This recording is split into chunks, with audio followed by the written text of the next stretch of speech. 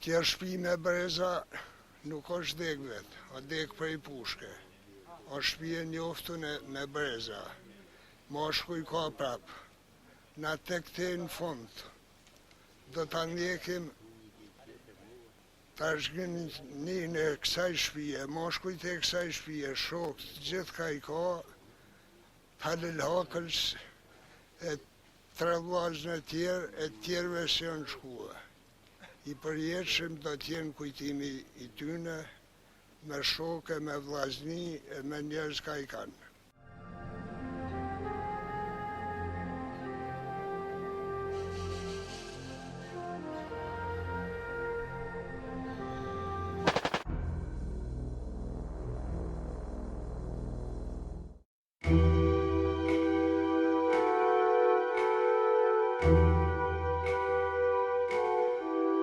Vrasja e Fatmir Haklajt i shokoi njerëzit e tij dhe u dha krah kundërshtarëve që më në fund ja dolën ban ta eliminonin fizikisht pas shumë përpjekjesh të dështuara.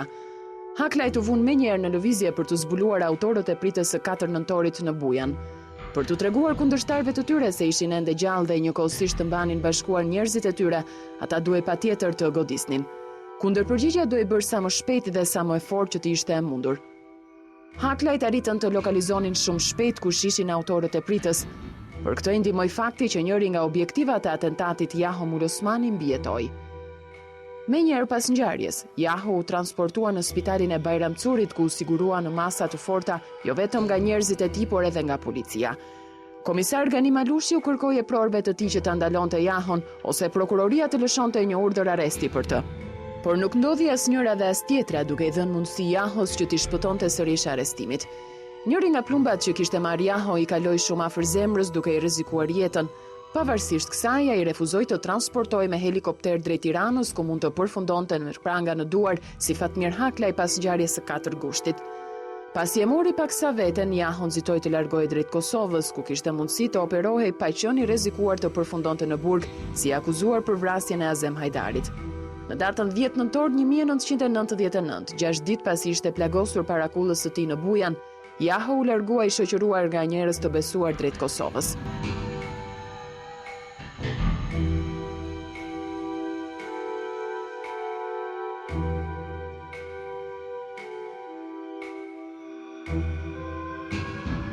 Para se të kalonte kufirin, ai u ngjit në kullën e Haklajve në Kërnaj. Ai shkoi të ngushëllonte familjen e Fatmirit dhe njëkohësisht të bisedonte me vëllain e madh të Haklajve, Hamdiun, se kush kishin qenë autorët e pritjes. Pasi përmbushi këtë mision të fundit, Mulosmani u zhduk pa lënë gjurmë. Ai u kthye në njeriun më të kërkuar nga policia shqiptare deri në pranverën e vitit 2001, kur vendosi të dorëzohej në rrethana që ende edhe sot nuk janë sqaruar.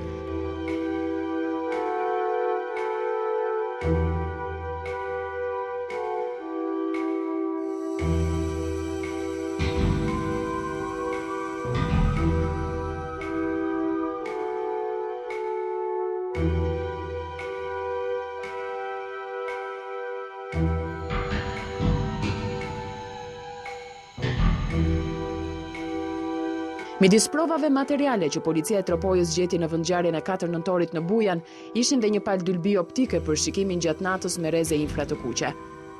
Vrasësit gjatë tërheqjes nga prita në nxitime sipër kishin lënë pas një gjurmë që mund t'i dekonspironte keq.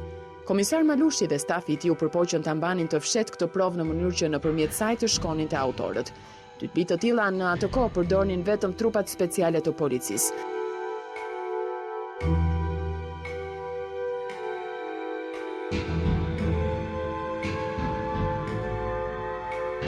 Malushi kërkoi që të hetojë se në inventarin e kujt reparti mungonin një palë dylbi të tilla. Nga verifikimi kryer në atë kohë prej policisë rezultoi se ato dylbi ishin në inventarin e një reparti të ndërhyrjes së shpejtë në kryeqytet. Ai kërkoi të merreshin gjurmët e gishtave nga dylbit dhe të bëhej krahasimi me ato të personave të dyshuar. Por Malushi tashmë është vrarë dhe nuk mund të dëshmojë pse nuk ju kthye ndonjëherë përgjigje për provat që zbuloi. Po atë natë, ai mësoi nga burime operative dhe nga informacionet e siguruara prej stafit të tij, që përbëhej prej një grupi ekspertësh kriminalist nga më të mirët në vend, se në vrasjen e Fatmir Haklajt kishin marrë pjesë edhe 2 efektivët më të mirë të repartit special 77, i njohur ndryshe si njësia e luftës kundër drogës. Policia e Tropojës njoftoi Ministrinë e Brendshme që të verifikonte vendodhjen e 2 efektivëve të trupave speciale në datat 3, 4 dhe 5 nëntor. Nëse nuk gjendeshin në repart të udhërojë ndalimi I tyre deri në fund të hetimeve.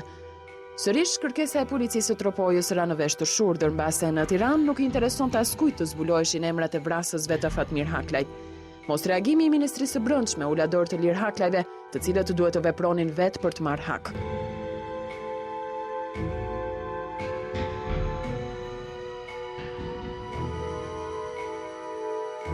Një ndër emrat e specialve që komisar Malushi u kërkoi e prorëve të tij ta ndalonin ishte ai Anton Gjergjit.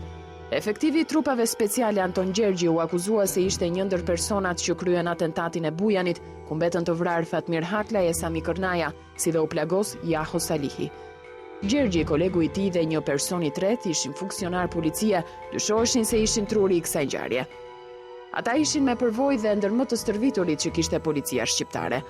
Të mbështetur dhe nga njerëz të interesuar direkt për vrasjen e Haklajt, ata përmbushën me sukses një mision që duke I pamundur deri në atë kohë. 2 ditë pas atentatit, komisar Malushi deklaroi për mediat identitetin e 3 personave të dyshuar, mes tyre dhe emrin e Gjergjit. Sipas Malushit, 3 autorët kishin njohje dhe lidhje të afërta me njëri tjetrin. Po kush ishte Anton Gjergji dhe pse u përfshi emri I tij në ngjarjet më të bujshme të dosjes Tropoja? Anton Gjergji lindi në një fshat të thellë të Pukës, qerret I vogël.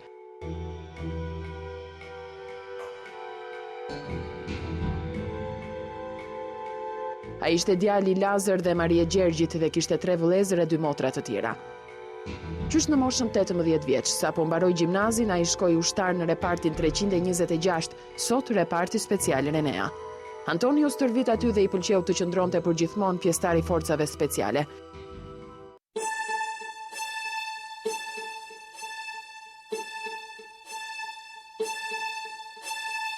Në vitin 1991, u përzgjodh nga reparti 326 për të qëndruar si truproj personale I kryeministrit asaj kohe Fatos Nano. Antoni qëndroi si truproj e parë pas Nanos edhe kur ai u largua nga kryeministër, por vazhdoi të ishte kryetari I Partisë Socialiste. Kur Nano u arrestua nga qeveria e presidentit Berisha në qershor të vitit 1993, Antoni vazhdoi të merrte rrogën edhe për 6 muaj të tjerë si truproj personale I kryetarit socialist.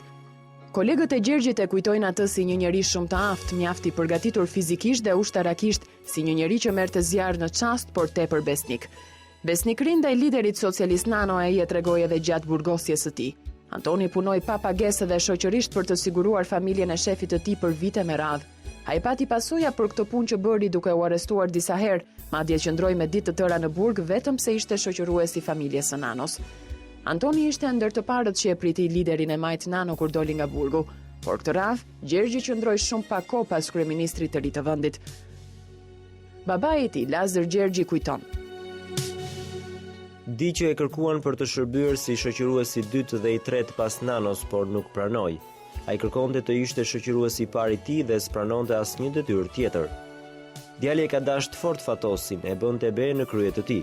Nëse do të më jepej mundësia qoftë edhe një herë të vetme të takoja nanën, do t'i thosha se baba dhe nëna e Antonit kanë pas qejf të takohen një herë. Me ditë se ku I ka lënë Antoni ata pleq, qoftë thjesht edhe me e pa një herë me sy. Mirë do të ishte që Fatosi të ma kishte nisë një copë telegram ngushëllimin se Antoni ka punu me të shumë kohë. Kur ra në burg I ka shoqëruar familjen pa kur far paresh dhe nuk I ka lyp kur ato. Nano ka ardhur në Puk disa herë pas vrasjes së Antonit, por s'është kujtuar me pyet për të njerëzit e tij. Për çdo policë të vrarë, shteti ka quajtur ministra e kryeministrin, ndërsa për djalin tim s'deshi me ditë kush. Ne kena zakon jo vetëm alësorët, por dhe gjithë shqiptarët, nëse ke shok apo dashamir nuk duhet I hedhësh poshtë ata.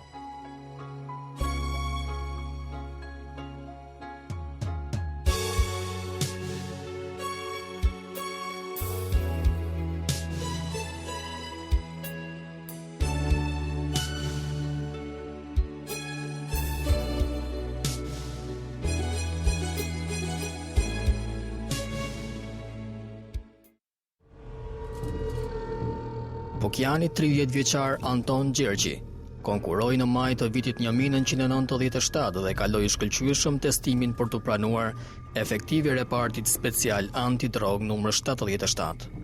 Ai punoi në këtë repart deri në fundin e tetorit të vitit 1999. Më 15 nëntor, ai doli I pari në testimin për të pranuar si efektivi repartit të operacioneve speciale ROS, që po ngrihej nga Ministria e Brendshme. Në pritje për të nisur detyrën e re, Gjergji qëndroi i angazhuar në repartin e forcave të ndërhyrjes së shpejtë 712 në kombinat. Kolegët e Antonit që kanë punuar me të për vite të tëra thonë se ai ishte një djalë i rritur në forcat speciale qysh nga koha e shërbimit ushtarak. Antoni ishte një qitës i shkëlqyer me pistolet e Kalashnikov. Stërvitej vazhdimisht për orë të tëra. Nuk abuzonte kurrë me pijen dhe qeshte shumë rrallë. Ishte me mjaft sedër dhe bënte shumë për shoqërinë e tij. Ai njihte shumë mirë gjuhën angleze dhe në momentin që u vra vazhdonte shkollën e lartë në fakultetin juridik pa shkëputje nga puna. Në kohën kur punonte në repartin special 77, Antoni rrinte pothuaj gjithë kohës me mikun e tij më të ngushtë përparim Hyka, vëllai i drejtorit të policisë së Kukësit Jonus Hyka, i vrarë më 13 tetor të vitit 1999. Lazar Gjergji, babai i Antonit, kujton. Përparimi ka qenë dhe në varrimin e tij, ishin shok të afërm shumë me djalin tim. Fatmir Haklaj kishte rënë në gjurmët e Anton Gjergjit, qysh përpara se të plagosej më 4 gusht të vitit 1999. Atentati me mina të telekomanduara ja mbushi mendjen top Haklajt se pas autorëve fshihej një ekspert tepër i përgatitur. Sa po lirua nga spitali i Burgut në fundin e shtatorit, Fatmir ju kërkoi njerëzve të tij të mbanin në vëzhgim specialin nga Puka. Qysh nga ky moment, Gjergji ishte në listën e Haklajt. Ai e nuhati rrezikun dhe e shtoi vigjilencën. Babai i tij Lazri kujton. Antoni nuk ishte patur kur shqetësime, por nga mesi muajit tetor të 99-s kishte vënë re disa persona që lëviznin me një makinë me targa të Bayramcurit, të cilët ishin duke e ndjek nga pas, por nuk na ka thënë se kush. Për zotin Antoni është mundu, por s'ka rritë dot me i njoft. U ka rënë pas, por nuk i ndalte dot kush. Nuk e din në kanë qenë ata personat që e kanë vrarë Antonin. Pas kësaj ka shkuar te ministri i rendit Spartak Poçi dhe e ka vënë në dieni për këtë fakt. Antoni ka thënë se po e ndiqnin disa persona me një makinë me targa të Bayramcurit dhe kërkonte që të merreshin masa për ta mbrojtur, ose ndryshe të merrte masa privatisht për t'i dalë zot vetes. Por se vuri kush ujë në zjarr për këtë shqetësim të tij dhe më pas ndodhi fatkeqësia.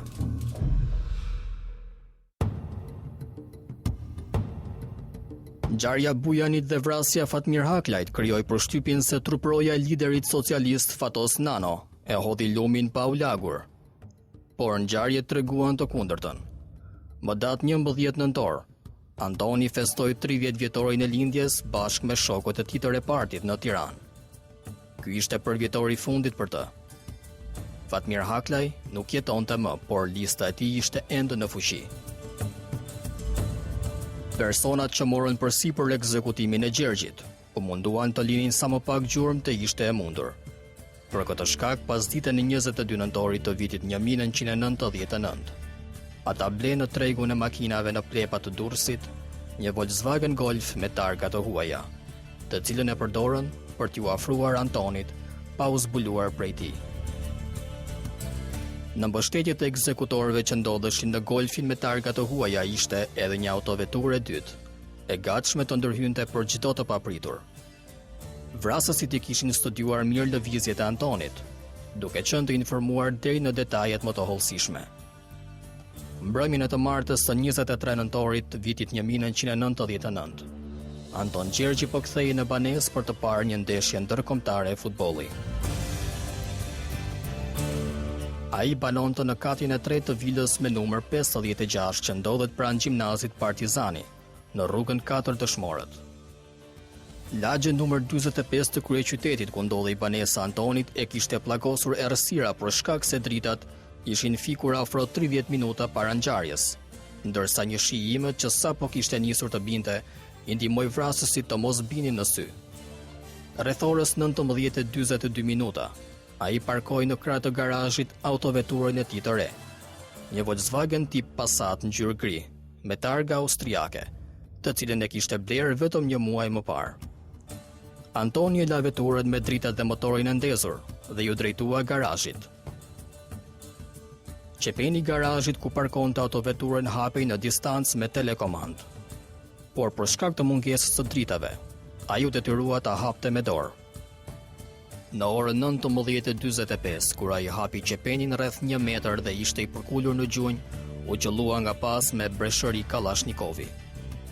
Plumbat e kanë zënë kryesisht në pjesën e poshtme të trupit, në të dyja këmbët dhe në legen. Breshëritë e Kalashnikovit të lëshuar njëkohësisht nga 3 persona, tronditën qendrën e kryeqytetit. Duke e ditur sa i përgatitur ishte Antoni, vrasësit i kishin marrë masa qysh më parë. Nëse 30 vjeçari nga Puka nuk vritej që në goditjen e parë, atëherë vrasësit mund të përfundonin fare mirë në viktima. Por zjarri pa ndërprer i drejtuar mbi oficerin e repartit të operacioneve speciale nuk i la atij asnjë mundësi të kundërpërgjigjej.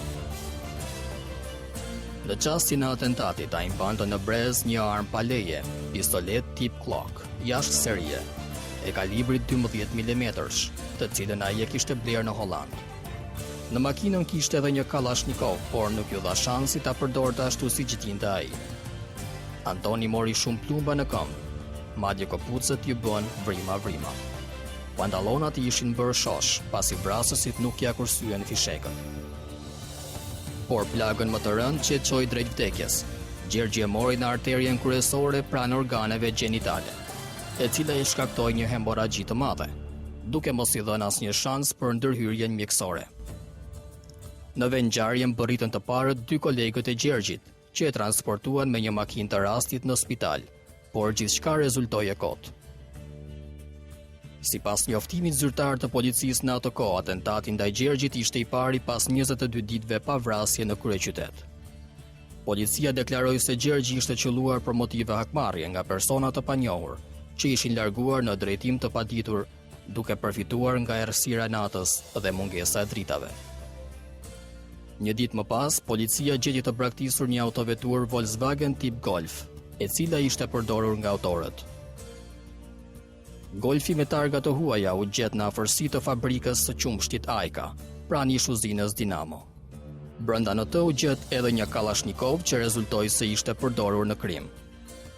Fakti që vrasësit e blen mjetin e krimit në plepa e nxiti policinë të ndërmerrte një aksion të gjerë 2 ditë pas ngjarjes, duke e bllokuar të gjithë tregun e makinave të ardhura nga jashtë.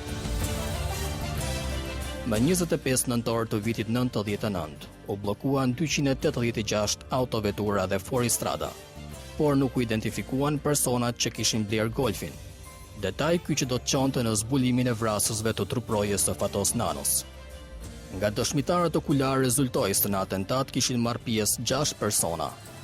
3 prej tyre ishin pjesëtarë të një grupi shumë të fuqishëm në kryeqytet, dhe u vunë në mbështetje të 3 personave të ardhur nga tropoja.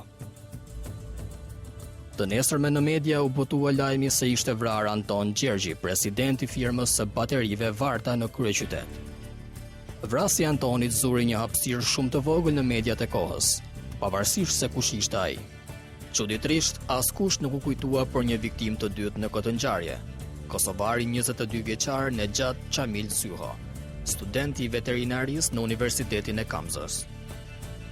Pavarësisht se objektivi i vrasësve ishte Anton Gjergji, studenti nga Bukoshi Suarekës, kushëri i afërt me Bujar Bukoshin, ish kryeministri në ekzil të qeverisë së Kosovës, duket se u ndodh në vendin e gabuar dhe në kohën e gabuar. Vrasësit e Antonit nuk ja kursyen plumbat, dhe ai përfundoi në spital me 2 plagë të rënda. Njëra prej tyre vdekje plurse. Policia deklaroi pas ngjarjes se kosovari ishte vrarë aksidentalisht, por dëshmitarë okular dhe familjarët e Antonit dëshmojnë të kundërtën. Plumbi që i mori jetën 22 vjeçarit ka hyrë në anën e majtë të kokës së tij. Poshtë veshit dhe dalja e plumbit ka qenë në faqen e djathtë. Personat që shkuan të parët në vendngjarje mbetën të shtangur kur pranë Antonit gjetën edhe trupin e pajet të Zyhos, i cili qëndroi për më shumë se 48 orë në morg, i pa identifikuar. Askush se njite. Askush nuk e dinte pse ai ishte ndodhur në vendin e krimit. Por një student nga Kosova, shok i viktimës, bëri identifikimin e tij 3 ditë pas vrasjes. Zyrtarisht u tha se ai u vra në mënyrë aksidentale, por dëshmitarë okular dhe familjarët e Gjergjit thonë të kundërtën. Antoni kishte njohje me të se banonin pranë njëri tjetrit dhe e kishte marrë disa herë në makinën e tij. Në momentin e vrasjes, ai ndodhej vetëm disa metra larg garazhit ku u vra Antoni, edhe kur pa vrasësit që qelluan u foli. pse qëlloni mbi të. Kanë qenë fjalët e fundit të tij. Më pas njëri nga vrasësit ju afrua dhe për të shtukur një nga dëshmitarët okular e qëlloi 2 herë, në krah dhe në kokë. Nejat Zyho kishte 5 vjet që qëndronte në Tiranë si student, edhe priste të diplomohej 3 muaj më pas.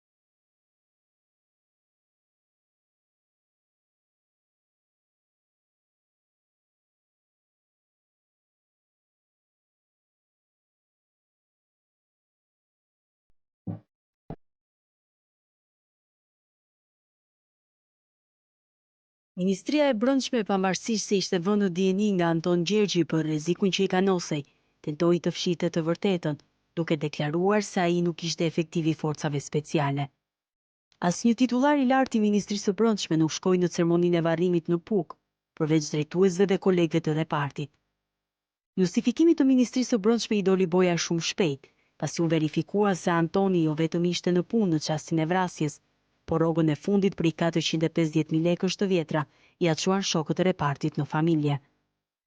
Një tjetër detaj që lë dyshime për rolin e Anton Gjergjit është fakti se ku përfunduan paratë e konsiderueshme që ai dispononte dhe disa apartamente pronë e tij, brenda dhe jashtë vendit.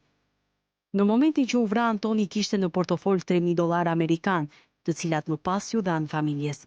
Shok dhe kolegë të Antoni deklaruan pas atentatit se ai ka patur të ardhurat të tjera përveç rrogës që merrte si efektiv i forcave speciale. Shumë hera i kanë ndihmuar me të holla miq dhe kolegë të tij që gjendeshin në nevojë. Vetëm një muaj para se të vritej Antoni vleu një autovetur të re, e cila i erdhi nga Austria. Ai dilte shpeshherë jashtë vendit si në Holland, Itali, Bullgari dhe Hungari. Pas vrasjes së Antonit nuk dihet se ku shkuan paratë e tij, pasi familja e tij s'ka marrë asgjë dhe jeton në varfëri të plot. Policia e kryeqytetit u mjaftua duke akuzuar për autorsinë e ngjarjes Haklaj dhe miqtë e tyre në një lagje periferike të kryeqytetit, se ishin hakmarrë për vrasjen e Fatmir Haklajt. Kjo vrasje e dyfish që tronditi Tiranën dhe e kushtoi jetën njërit prej policëve më të mirë të vendit, nuk është zbuluar kurrë. Plaku 70 vjeçar Lazar Gjergji shpreson ende të mësojë para se të mbyllë sytë se kush janë vrasësit e djalit të tij.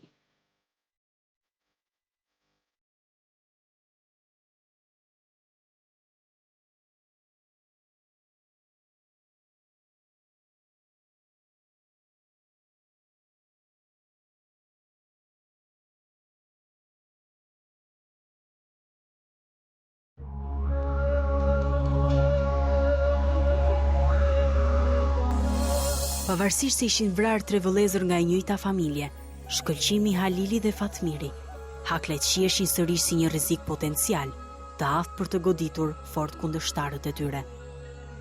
Ekzekutimi në mes të Tiranës i Anton Gjergji që më 1 dhjetor të vitit 1999 niste detyrën e re në repartin e operacioneve speciale ROS, dëshmoi edhe një herë se Haklajt ishin ende në këmbë, pavarësisht eliminimit fizik të Fatmir Haklajt. Hamdi Haklaj, më i madhi 5 vëllezërve, i mbështetur dhe nga ylli, më i vogli i familjes, ishin ende të aftë të mbanin rreth vetes të bashkuar një grup personash për t'i bërë ballë çdo rreziku. Ish kryetari i kooperativës Hamdi Haklaj u cilësua nga media me nofkën Padrino. Kjo jo vetëm për aftësinë e tij komunikuese dhe bindëse ndaj personave që e rrethonin, por edhe për shkak se ai u mbijetoi për më shumë se një dekadë pritave dhe atentateve për t'u vrarë. Në dimrin e vitit 2000, seriali i vrasjeve në Tropoj u ndërprej përkohësisht. Komisar Gani Malushi dhe forcat speciale në dispozicion të tij ja dolën bandë të mbanin larg Bajramcurit grupet e armatosura të betuara për t'i bërë varri njëri tjetrit. Shteti demonstroi se kur kishte vullnet politik mund t'i tregonte dhëmbët e tij. Forcat speciale të Reneas dhe çizmja e kolonel Malushit nisën të shkelin cep më cep të tropojës, duke bërë të pasigurt për vrasësit edhe shpellat më të largëta. Qytetarët e Bajramcurit nisën të shëtisin lirisht pa u trembur se mund të përfundonin në mbreshëritë e armëve, ndërsa jeta ju kthye normalitetit. Por kjo heshtje e vendosur me forcën e armëve të shtetit i ngjante një qetësie para fortunës. Largimi nga detyra i Malushit dhe i stafit të tij që e përmbushi brenda 6 muajsh misionin për të cilin u dërgua në Tropoj, i prishi ekuilibrat e brisht.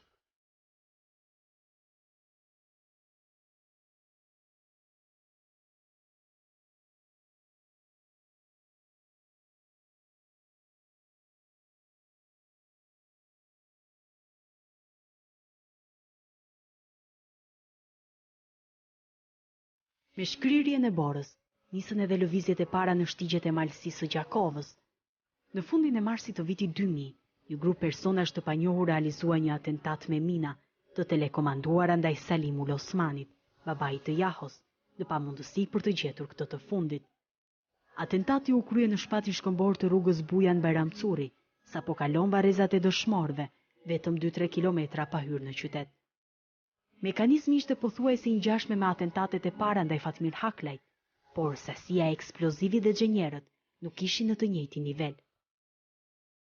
Salimul Osmani e pa vdekjen me sy kur benzi i tij u godit nga shpërtimi, por ja hodhi edhe kësaj radhe, duke mbetur i plagosur.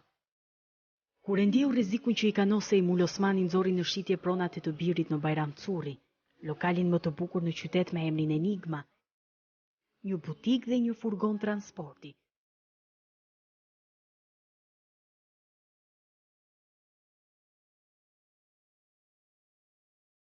Në kohën që ai po bëi gati të largohej jashtë vendit për të shpëtuar familjen, ra viktime një atentati të organizuar nga vrasës, që në pamundësi të Jahos vendosën të hakmerreshin ndaj tij.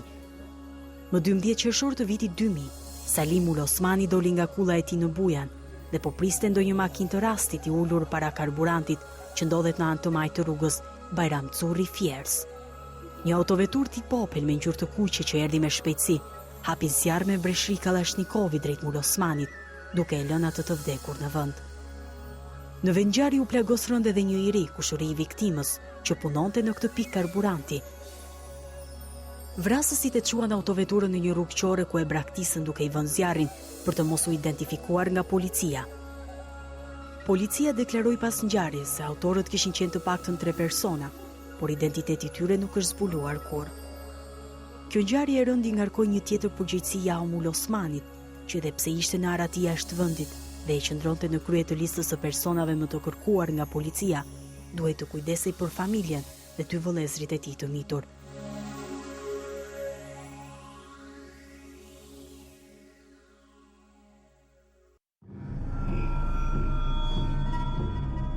Më 13 shtator të vitit 2000, një komando e përbërë nga një grup personash të armatosur tentoi për herë të parë të sulmonte Haklajt brenda në kullën e tyre të fortifikuar në Kërnaj. Objektivi ishte ekzekutimi në distancë me armë snajper i djalit të madh të familjes, Hamdi Haklajt.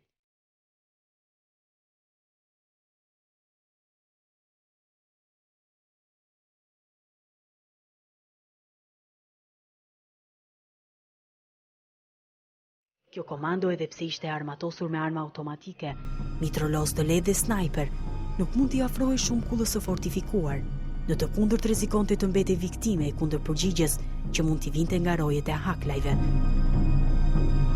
Të veshur me uniforma ushtarake kamuflazhi, starët e komandos janë afruar Kërnajës nga krahu i kufirit me Kosovën, duke përdorur si bazë të tyre një banesë në Tropoj të vjetër. Ata kanë synuar të kapin kodrën e pyllëzuar me pisha përballë kullës së Haklajve, e vetmja pikë nga ku mund të godisnin dhe të tërhiqeshin në kohë rekord, pa rrezikuar viktima në radhët e tyre. Haklajt nuk ishin goditur asnjëherë në kullën e tyre, dhe kjo tentativë ishte vetëm prologu i një sër sulmesh të njëpasnjëshme, që pasua në 7 vitet e mëvonshme. Rreth mesditës së 13 shtatorit të vitit 2000, snajperisti i komandos futi në shënjestër Hamdi Haklajn. Ai qëlloi 2 herë rresht, por distanca e madhe e pozicionit të tij nga objektivi bëri që Hamdiu të shpëtonte pa pësuar dëme. Pas të shtënave të snajperit drejt mureve të fortifikuar të kullës së Haklajve, u lëshuan batare armësh automatike dhe mitrolozit të lehtë. Efektshmëria e këtij sulmi ishte thuajse zero.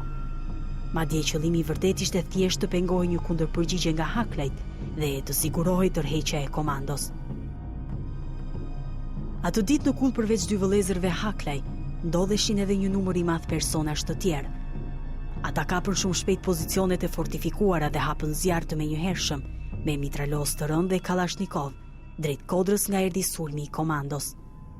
Ashpërsia e kundërpërgjigjes i detyroi pjesëtarët e komandos të braktisin pozicionet dhe të nxitonin për të tërhequr sa më parë të ishte e mundur.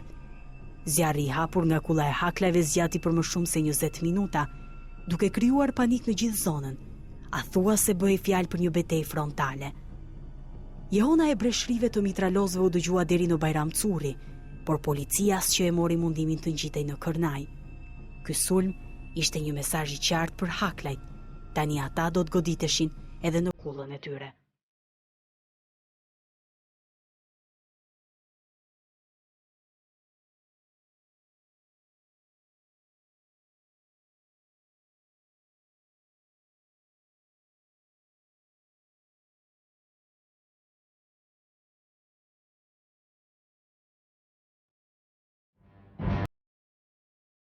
Lokale e Partisë Demokratike në Tropoj, gati u shpërbër krejtësisht pas incidentit të presidentit Berisha me haklajt në 22 qershor të vitit 1997.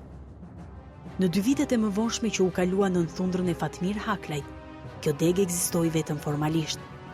Me vendosjen e forcave speciale në Tropoj pas atentatit të 4 gushtit 1999 dhe e vrasjes së Fatmirit më 4 nëntor të po atij viti, opozita kishte nevojë të rindërtonte strukturat e saj për të mos lënë vakum në një nga bastionet më të fuqishme që kishte në vend.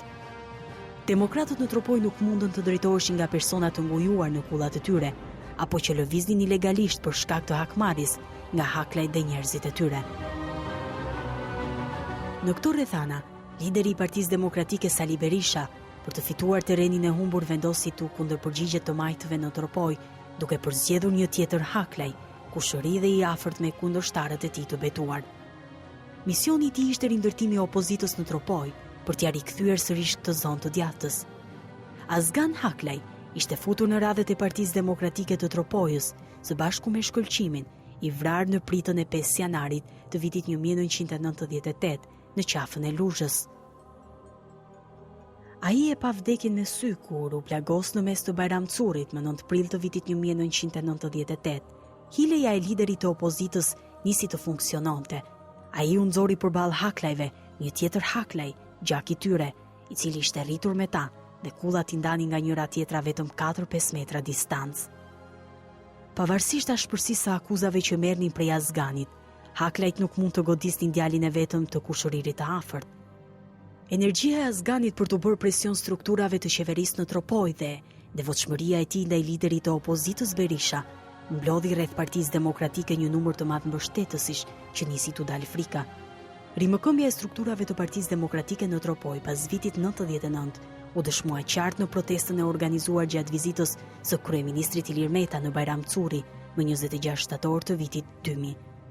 Militantët e Partisë Demokratike u përpoqën ta sabotonin vizitën e kryeministrit socialist, duke dashur t'i kthejnë reston për atë që ngjau në qershorin e 97-s me presidentin Berisha. Protesta e dhunshme e militantëve të Partisë Demokratike rrezikoi të kthehej në një tragjedi nëse trupat speciale të ardhura nga Tirana dhe eskorta e kryeministrit Meta nuk do të ruanin gjak ftohtësin, duke mos iu kundërpërgjigjur turmës. Kryeministri Meta akuzoi liderin e opozitës Berisha se ishte ai organizatori i kësaj ngjarjeje që mund të kishte sjell pasoja të rënda.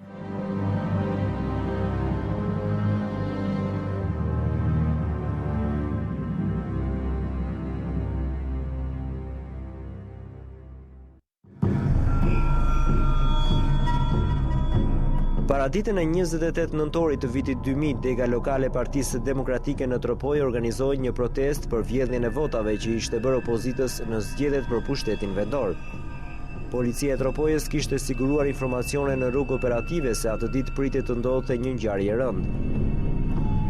Përveç trupave të policisë vendase, atë ditë në Bajramcuri ndodheshin dhe 2 grupe të forcave të ndërhyrjes së shpejtë të Kuksit, që morën detyrë të siguronin godinën e gjykatës dhe prokurorisë së rrethit. Protestuesit pasi bën një xhiro në shëtitoren kryesore të qytetit ju drejtuan godinës së gjykatës dhe prokurorisë. Ata kërkuan largimin e forcave të FNSH-s nga tropoja. Të vënën presion trupat e FNSH-s nuk bën asnjë përpjekje për të përballur me turmën e gërsuar pa shkak, nga radhët e së cilës u shfaqe një grup personash të armatosur që hapën zjarr mbi muret e godinës. Brenda pak minutash trupat e FNSH-s i zuri paniku. Për të shpëtuar kokën nga breshëritë e armëve që godisnin muret e gjykatës, ata u detyruan të linin objektin në mëshirë të fatit dhe të shpërndaheshin pa namë nishan. Shefi komisariatit të Tropojës Ali Gjoni nuk mund të vinte në ndihmë për shkak se pasi të pushtonin gjykatën, turma e gërsuar dhe personat e armatosur do të mësynin drejt komisariatit. Në të vërtetë ashtu ndodhi. 10 militantë u përdorën si mburoje njerëzore nga personat e armatosur për t'ju afruar sa më shumë të ishte e mundur godinës së policisë. Pjesa dërmuese e efektivit kur mësoi se çfarë pritet të ndodhte braktisi detyrën. Përfaqësues të protestuesve negociuan me drejtuesit e komisariatit duke kërkuar atyre lirimin e tërburgosurve politik. Në të vërtetë, në qelitë e paraburgimit të Tropojës kishte vetëm të burgosur ordiner dhe vrasës të rrezikshëm.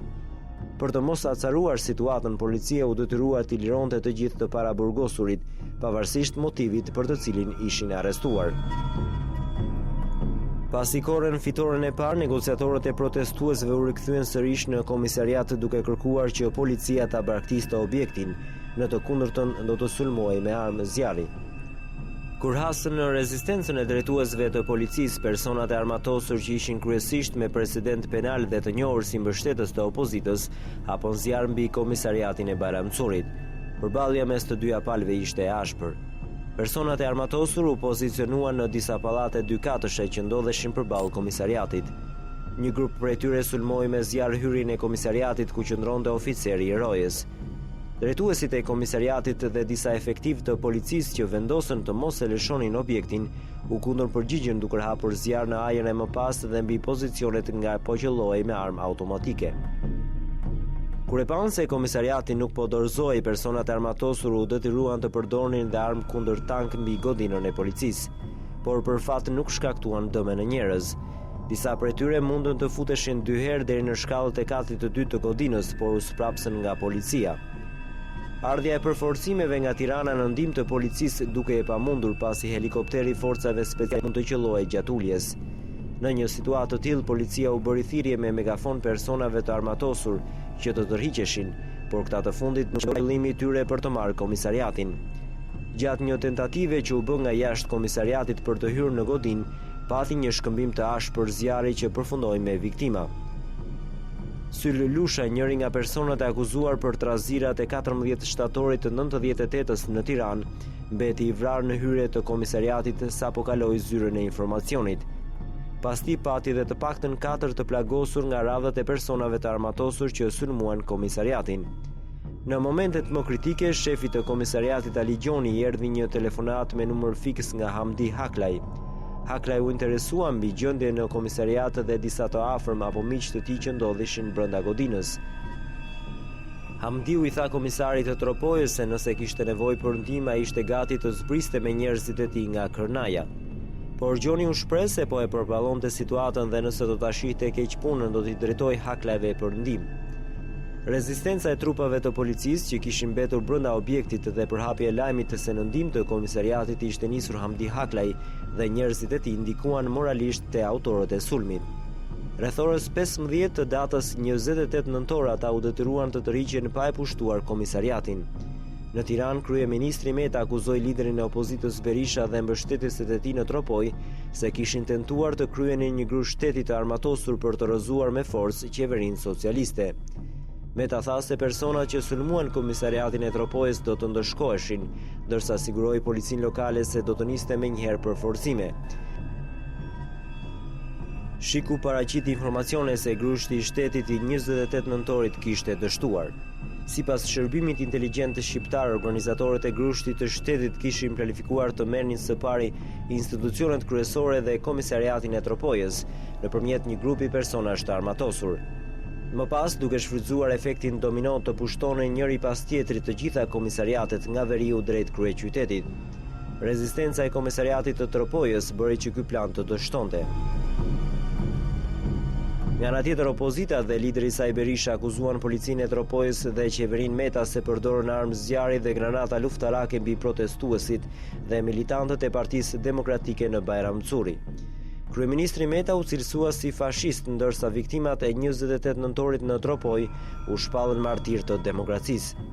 Shefi i Partisë Demokratike nuk harroi të akuzonte as këtë radhë Haklajt dhe njerëzit e tyre. Në deklaratën e Partisë Demokratike të botuar në media pas ngjarjes në datë 2 dhjetor 2000, thuaj se në bandën që u thirrë në mbrojtje të komisariatit të Bajramçurit ishin Hamdie Ylli Haklaj, miku i tyre Petrit Braha, Zeqir Braha e të tjerë. Kriminali Ylli Haklaj, vëllai i vrasësit të deputetit demokrat Azem Hajdari, ishte pari armatosur mbi autoblindat e policisë duke lëvizur në rrugët e Bajramçurit. Haklajt nuk e pranuan këtë akuzë, por se fshen faktin se u treguan të gatshëm t'i ofronin ndihmë policisë së Tropojës. Po atë mbrëmje forcat speciale do të shoqëronin për disa orë në ambientet e izolimit të policisë së Tiranës liderin e opozitës Sali Berisha.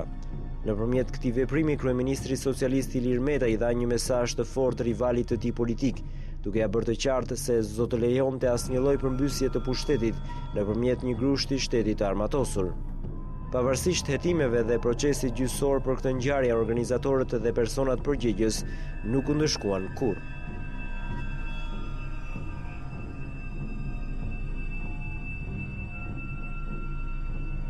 Tropoja nuk e kishte marrë ende veten nga trazirat e 28 nëntorit, kur një tjetër ngjarje e bujshme e spostoi vëmendjen sërish drejt Haklajve. Paraditën e 3 dhjetorit të vitit 2000, Ylli Haklaj, akuzuar nga opozita dhe lideri i saj si një nga personat e armatosur që shtypën protestën e militantëve të Partisë Demokratike në Bajramçuri, u vra gjatë një atentati spektakolar me snajper. Një komando e përbërë nga 9 persona mendohet të jetë nisur nga një bazë në fshatin Tropoje Vjetër për të kapur kodrën e pyllëzuar me pisha në lindje të kullës së Haklajve, që në vijë ajrore është afro 400 metra larg. Autorët kanë qenë të veshur me uniforma ushtarake me lara dhe nuk kanë përdorur maska. Ata kanë shfrytëzuar shpërqendrimin e Haklajve për t'i goditur në befasi.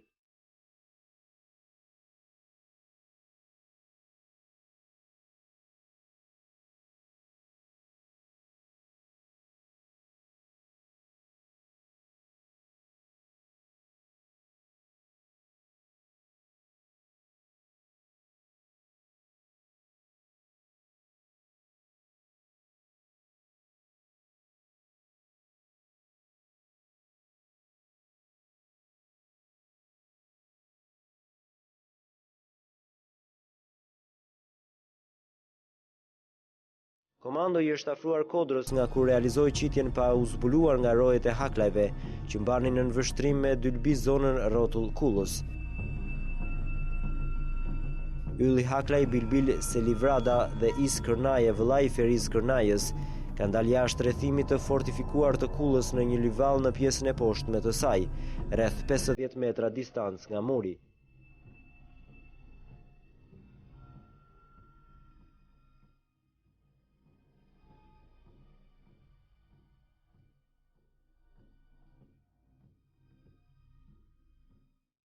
Në orën 12:50 janë dëgjuar 2 të shtëna të njëpasnjëshme nga një armë snajper. Goditja e parë ka qelluar në kokë Ylli Haklaj, ndërsa qitja e dytë i ka djegur faqen Bilbil Selivradës, por pa arritur ta vrasë. Menjëherë pas qitjes, autorët janë tërhequr me shpejtësi për të mos u zbuluar. Ky grup është i njëjti me atë që tentoi të ekzekutonte me snajper Hamdi Haklaj në 13 shtator. Në përbërje të grupit kishte ish efektiv të forcave speciale, disa mbështetës të njohur të liderit të opozitës, dhe në mbështetje të tyre ishin disa persona që kishin hasmëri me Haklajt. Trupi prej kollosi i Ylli Haklajt ishte një objektiv i lehtë për një snajper të stërvitur. Vrasësit janë parë nga Hamdiu, i cili sapo kishte dalë jashtë rrethimit për të thirrur Yllin, pasi kishin ardhur miq në shtëpi.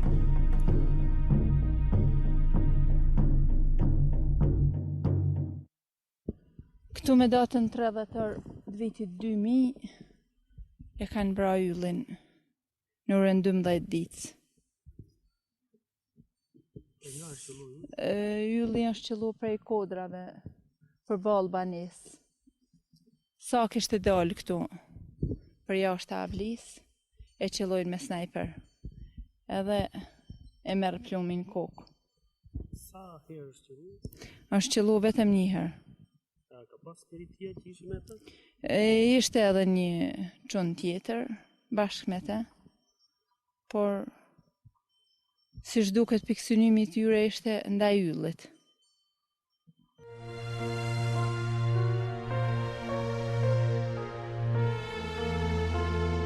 Gjatë tërheqjes, autorët janë parë nga disa banorë të lagjes Aliej, por u kanë kërkuar atyre të heshtin, në të kundërtën do të kishin pasoja.